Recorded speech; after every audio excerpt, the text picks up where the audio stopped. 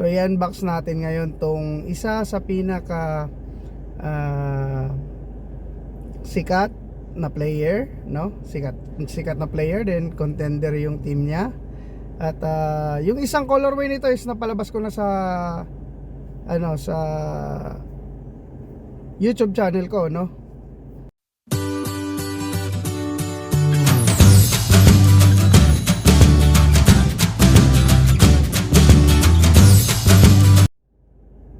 Yes, magandang umaga sa inyong lahat, yung mga taga-subaybay ng aking channel.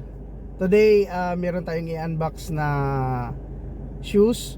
So, today, siya, basketball shoes naman, hindi Dunks or Jordan 1 Low, no?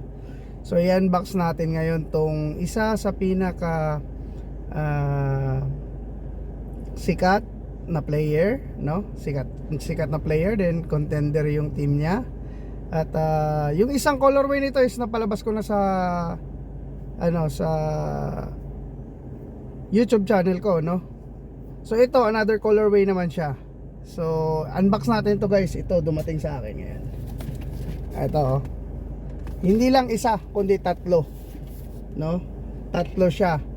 Tatlong sizes ng shoes, Jordan shoes, Jordan brand ulit, no? Sige, unbox natin, So unbox ko lang. Ay, ito, kita nyo, hindi pa talaga bukas yan, no? Bubuksan natin yan. Bubuksan natin yan. Bubuksan yan. Hindi ko pa nakita to, no? Kasi kakalabas lang nito ng mga nakaraang araw. Hindi ko pa nakita to. So ito, meron tayong sizes na 10, 10.5 tsaka 11. So nakakuha tayo ng big size 11, no? At ang shoes na to ay, alams na, Jason Tatum 1, no? Tatum 1. At ang colorway niya ay white, university red, university rogue. So pinakatawag nito ay, colorway niya is St. Louis. St. Louis, tama ba? St. Louis. Ito, guys, uy, ano to? 11 pala. Inahawakan ko sa, ay, grabe, ganda, ganda ng colorway na to, tong St. Louis na to. Ayan, ayan, guys. Dito, nandito yung signature ni Jason Tatum, yung number niya, then logo ng Jordan. Ito, logo din ng Jordan na malaki. So ayan, size 11 yung nasa unahan. So si size 11 yung na feature natin, ayan siya. Pakita ko ano nakalagay sa box. So siya, haha, diba? Ang ganda. Yan, guys. So sa mga mahilig ng light colors or white colors, ito, walang halong biro, maganda siya. Ganda.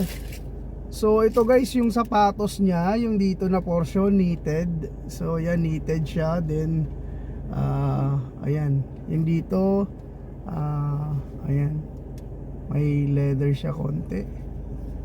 Then yun, ganun pa rin yung niya, yung sa ilalim, no? So, naka air zoom siya. Then yan, makikita na natin yung kasi yung isa puti, maganda to pang talaga, pang tabla, no? Sa mga rubberized court. Yan, tumutunog talaga to. So ayun, guys, kung makikita mo, wala akong masabi, maganda siya, no? Yung Dazoo, maganda rin yung Dazoo. Tsaka ang gaan ng sapatos na to. Gaan compared mo dun sa iba. Kay Lebron, i-compare mo to, mabigat talaga. Mabigat naman talaga yung kay Lebron. Tapos itong ganda-ganda oh. Oh. Yun guys oh. Cup nyo na. So alam nyo naman yung page ko, yung BCA Sports, no? Yung BCA Sports natin. Check nyo dun. Tapos makikita nyo yung price nya. Yan guys oh. Anong masasabi nyo dito sa shoes na to? Is it a cup or drop? Is it a cup or drop? Guys, kung ako tatanungin nyo na naman, syempre sasabihin nyo, ay kasi sapatos mo yan eh. Hindi. Ayan, tignan mo. Tignan mo. Kasi kung pangit siya, dapat mababa yung presyo. Pero ito, naman naman gaano kaganda yan oh. Sa mga size 11, 10.5 tsaka 10 dyan, meron tayo. Message nyo lang ako. Ayan guys. So ito, ayan siya oh. So hindi ko na pahabain to guys. Tatlo, i-grab nyo na yung ano nyo.